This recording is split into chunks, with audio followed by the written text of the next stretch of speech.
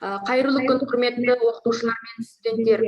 Бүгінгі біздің қазақтың дала жұлдызы атанып кеткен ұлы ағартушы педагог, ақын жазушы Ыбырай Алтынсариннің 180 жылдығына арналған ашық сағатқа қош келдіңіздер. Ыбырай Алтынсарин қазақ арасынан шыққан тұңғыш кемеңгер адам еді. Ол халқының мәдениетін жарық сәулесін таратты деп жазған кезінде Оренбург облысына жеткен.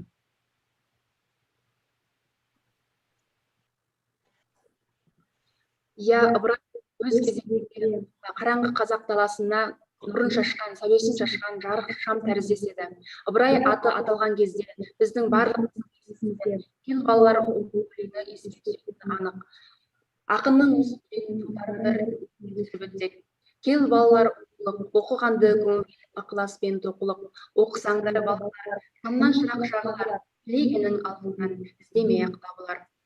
Сиса тоқумен табылған, өнер білім бәрі де тоқуменен табылған. Надандықтың еш ақылға жармас, жайылып жүрген айвандай ақ қараны танымас, аяңшыл арымас, білім деген қармас. Ыбырай өз шығармаларында жастарды, халықты өнер білім оқуға, өнер білім үйренуге дәріптеп, өмірдің сарқылмас мол байлығы өнер білімде екендігін айта келіп, адамның білімге қол жеткізу үшін ерінбей оқып, қарамай еңбек ету керектігін өз шығармаларында атап өткен.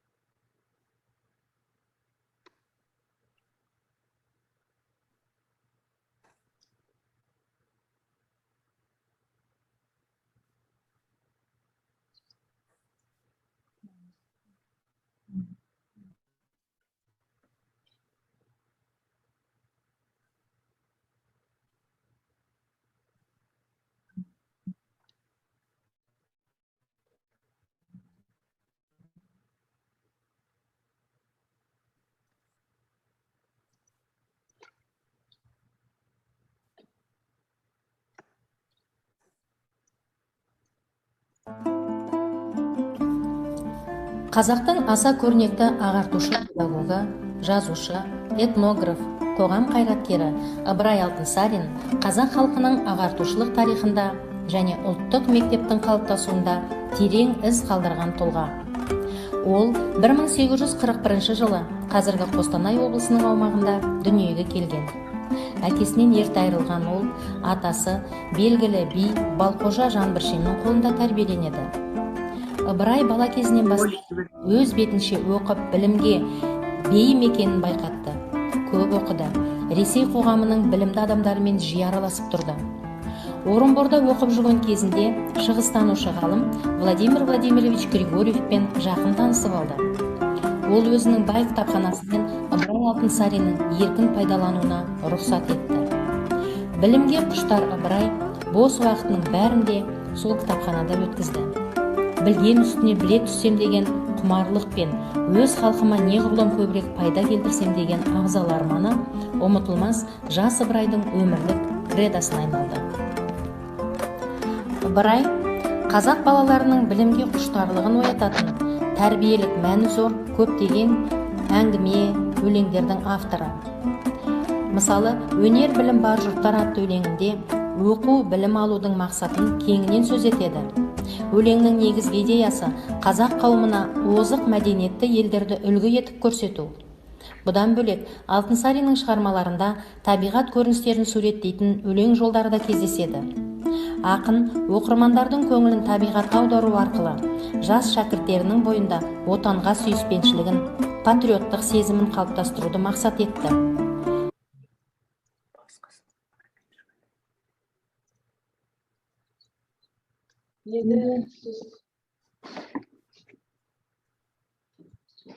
Енді сіздердің еліміздің колледждері 30 жыл еңбек сіңірген кітаптары ретінде толассыз еңбек атқарған уақытта зейнеткер атамыз Әлима Нұрғали апайымызға сөз кезегін берсек.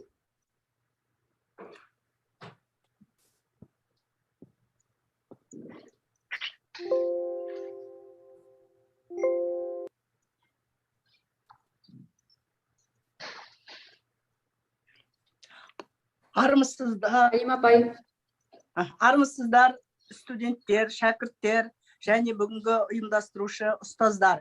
Бүгін 30 күн ораза ұстаған айттың алғашқы күні құтты болсын. Айттарыңызбен құттықтап қояйын. Бисмиллахир-рахманир-рахим. Кел балалар, оқылық, оқығанды көңілге ықыласпен тоқылық деген міне ұлы даланың ұстазы Ыбырай, азан шақырып қойған аты Ибрахим атамызға арнап 180 жылдық дүниеге келгеніне арнап өткізіп атқан кештеріңіз құтты болсын, атамыздың аруағы риза болсын, тағзым, мың тағзым. Ал жігіттер, қазақ баласын, қазақ даласын, қазақ баласын өздеріңде қара домалақ баланы қайткенде білімге, ілімге үндеймін деп шақырып қызмет істеген біздің Ыбырай атамыз жаңа айтып кетті роликте өлеңде. Өнер білім бар жұрттар тастан сарай салғызған, көзді ашып жұмғанша жылдам хабар алғызған, отынсыз тамақ пісірген дейді. Жылдам хабар алғызған, көзді ашып жұмғанша жылдам хабар алғызған дейді. Білімді Ыбырай атамыз қалай? Жылдам хабарды бүгін алып отырмыз ғой, мінекей алып отырмыз. Тіпті өздеріңмен кездесіп отырмыз қашықтықта. Сондай көреген, көріккел, білімді, өнер білім бар жұрттар тастан сарай салғызған дейді. Барлық нәрсе өнерде, бәрі білімде, оқуда дейді. Кел балалар, оқылық, оқығанды көңілге ықыласпен тоқылық. Оқысаңыз балалар, шамнан шырақ жағылар дейді. Шам деген шырақ өзі жағылып, алдыңнан іздегенің алдыңнан, тілегенің алдыңнан, іздемей-ақ табылар дейді. Іздемей-ақ табылса, тілегенің алдыңнан. Сонда бұл оқысаңыздар балалар, ана өнер білімі күшті жұрттардан қалмаймыз дейді. Мына қазақтың кең даласында орыстың патшалығы біздің жерімізді отарлап алып атқан уақыт, қазақ даласын, қазақтарды отырықшылыққа көндіріп атқан нәрсе, байлық, билік, барлығы тек малда, неде емес, оқу білімде деп үндеген адам бұл кісі. Даланың қоңырауы дейді. Ең бірінші далада қоңырау соғып, мектептер ашып, мектептерге балалардың білімді, оқымысты болсын деп, орыс қазақ мектебін ашқан, қазақ мектебін ашқан, мектеп интернет ашқан, қыздар мектебін ашқан. Бұл Ыбырай атамыздың, Ибрахим атамыздың көп еңбектері.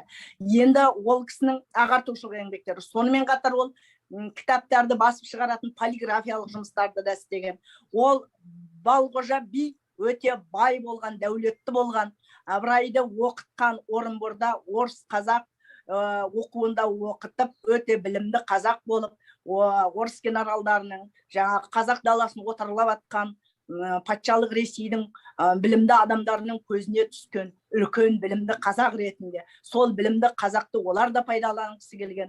Білімін, өзінің білімін халқына қызмет жасау арқылы Ыбырай да оларды пайдаланғысы келген. Сондықтан оларды пайдалану үшін ол қазақ даласына көптеп мектептер салдырды, көптеп мектептер ашқызды, Торғай, Қостанай жаңа айтып кеткендей. Сонымен қатар ол тағы да этнограф дейміз. Қазақтың ескі аңыздарын, фольклоршы дейміз, өлең жырларын жинақтаған, полиграфиялық баспалар ашқан, қоғам қайраткері дейміз. Қоғам қайраткері, мемлекет қайраткері дейміз. Ол сол уақыттағы жер мәселесіне, қазақтың жерін тарылтып, мал жаятын шабындықтарды алып, мемлекеттік неге ала бастаған Ресей. Сол кезде ол деген өзінің мақаласын Оренбургский листок деген газетке қайта өзінің жерге деген жанашырлығын, сол кезде жүріп жатқан заңдылықтарға қарсылығын білдіріп отырған. Мінекей мемлекетін ойлаған.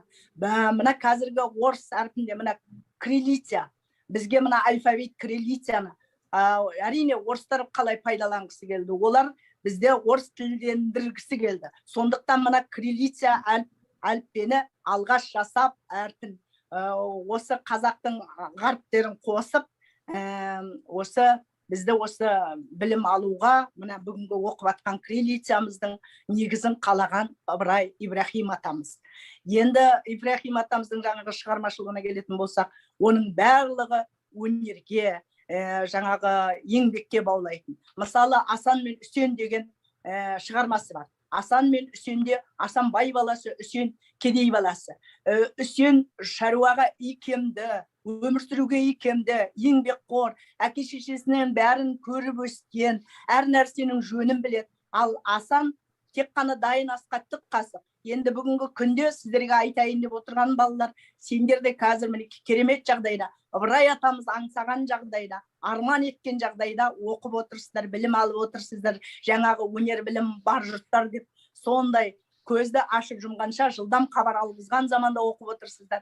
Әке шешенің еңбегі сендерді оқыту, ал сендердің оған қайыратын алғыстарың жақсы оқу емес, қызыл дипломға оқу. Ертең ана Үсен сияқты икемді болу, өздеріңе басқа адамның сеніміне кіріп, басқа адамдардың жұмысқа тұрып, әр нәрсенің жұмысыңның ыңғайын біліп, түсіне қойып, соны ұқсатып, алдыңғы қатарыңның алды болып оқу ата-ананың еңбегін ақтау болып саналады.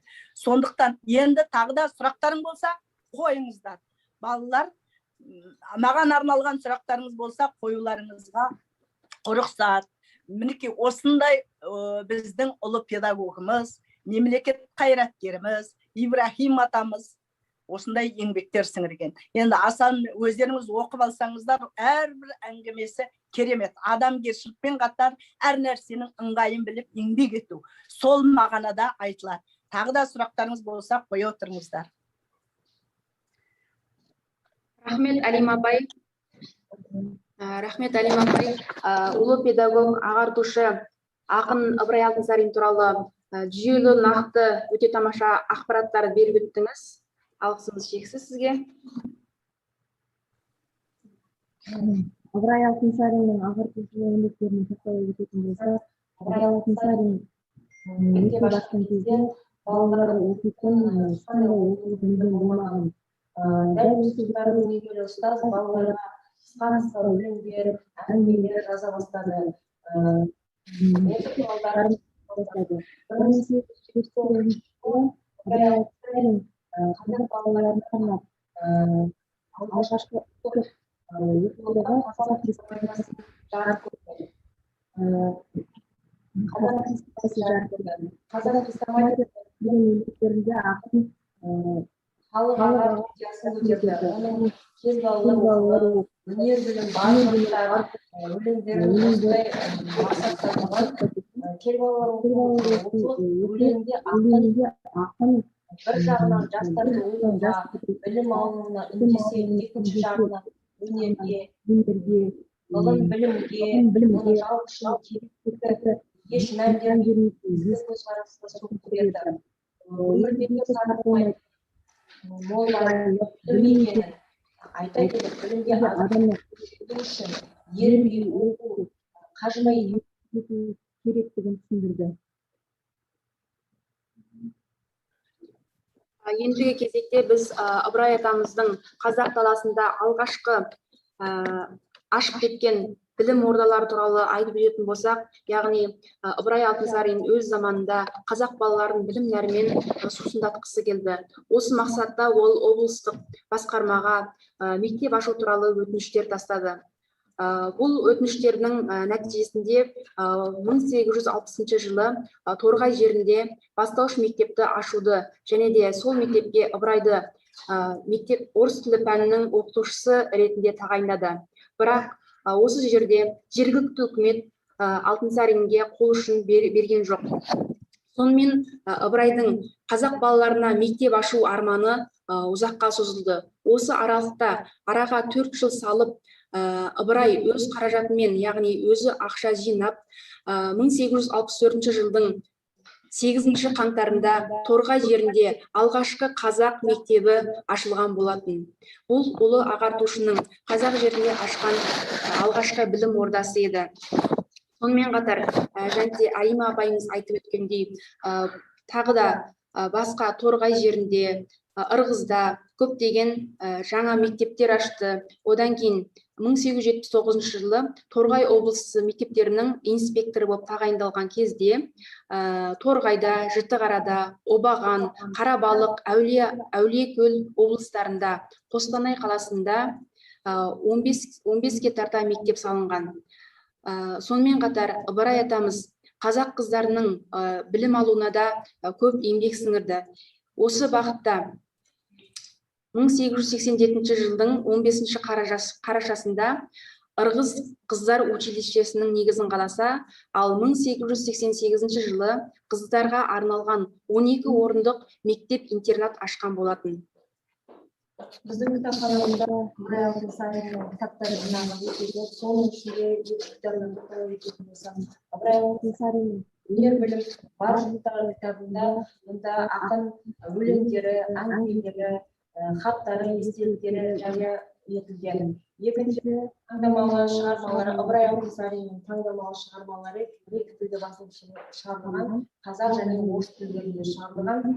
Одан кейін Ыбырай Алтынсариннің 3 томдық шығармалар жинағы, бұда орыс тілінен аударылып шығарылған аудармалары бар. Және де ғұлама ағартушы ғалымның әдебиеттері, өмірбаяны туралы мағлұматтар көп берілген. Және де бұдан да басқа көп кітаптар біздің кітапханада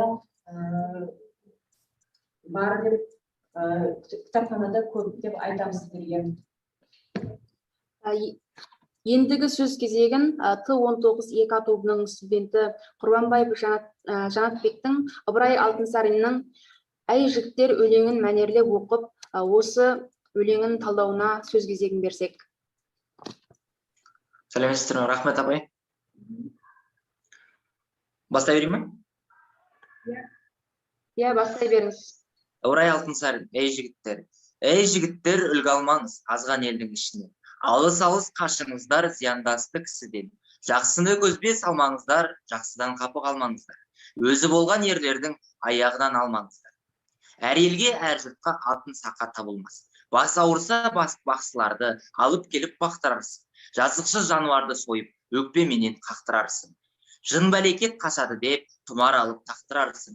Білмес надан еткен істен ешбір қайыр табылмас. Алған жарың жаман болса, бір тәңірге көп налырсың. Жарым сондай болса екен деп, көрінге күріс саларсың. Әзелде маңдайына нені жақса соналарсың. Бәріңізге қасы қара, қызыл жүзді табылмас. Қатының өлсе құры сорып қаларсың. Ана мұны қармалап және біреуді аларсың. Бір кеткен соң қамқор әкең, шешең табылмас. Бұл өлеңде Ыбырай Алтынсарин атамыз жігіттің бойындағы қасиеттері туралы айтылған. Және де жігіттің бойындағы ең бірінші қасиеті жақын жандарына, өзіне ең жақын адамдары туралы айтылған. Әке шешесін өлергенше сыйлап өту туралы айтылған. Және де осы өмірде таңдаған өзінің жан жары туралы айтылған.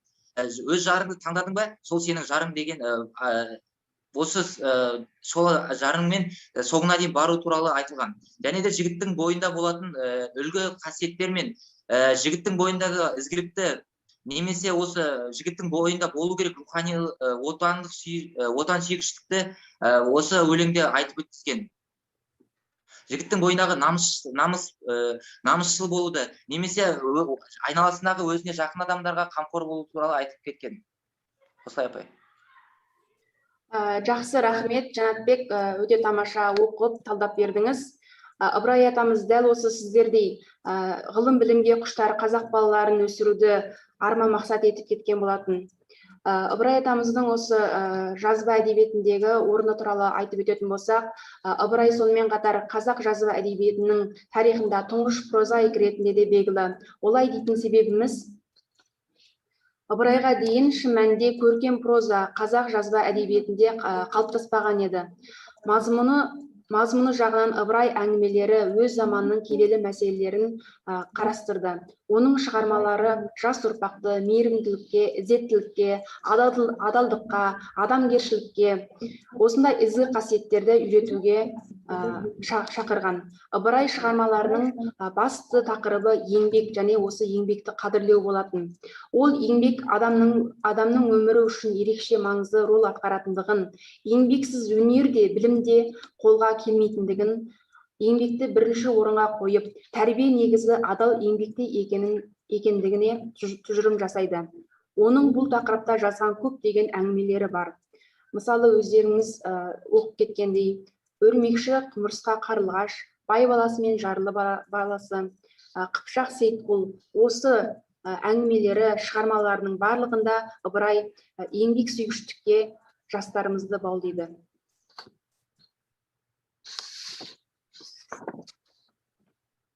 Бүгінгі ашық тәрбие сағатымызды қорытындылайтын болсақ, бүгін біз ұлы ағартушы, ақын, жазушы Ыбырай Алтынсариннің жеке өміріне тоқталып, Ыбырай Алтынсаринның шығармашылығына, кітаптарына тоқталып өттік. Осы бағытта біз жастарды өнер, білім, ғылым үйренуге, еңбек сүйгіштікке, сонымен қатар Ыбырайдың толық өмір баянымен таныстырып өттік. Өзіндік ізін қалдырған өскелең ұрпақтың ойында еш кетпестей орын алған ұлы ұстаздың өмір жолын және шығармаларын көріп танысып өттік. Міне, осындай тәрбиелік мәні бар шарамыз арқылы студенттерді әрі ойланып ақылын жаттауға, кішіге қамқор болуға, ата-анасын сыйлап көмек тұтуға, еңбекқор болуға шақырамыз. Колледжіміздің кітапхана қорындағы Ыбырай Алтынсариннің шығармаларымен танысып оқуларыңызға болады. Осымен бүгінгі ашық тәрбие сағатымыз өз мәресіне жетті деп ойлаймын. Назарларыңызға көп рахмет, аман сау болыңыздар. Рахмет барлықтарыңызға. Сау болыңыздар. Алима апай, көптен көп рахмет сізге. Жұмыстарың алға баса берсін. Рахмет. Өздеріңе де рахмет.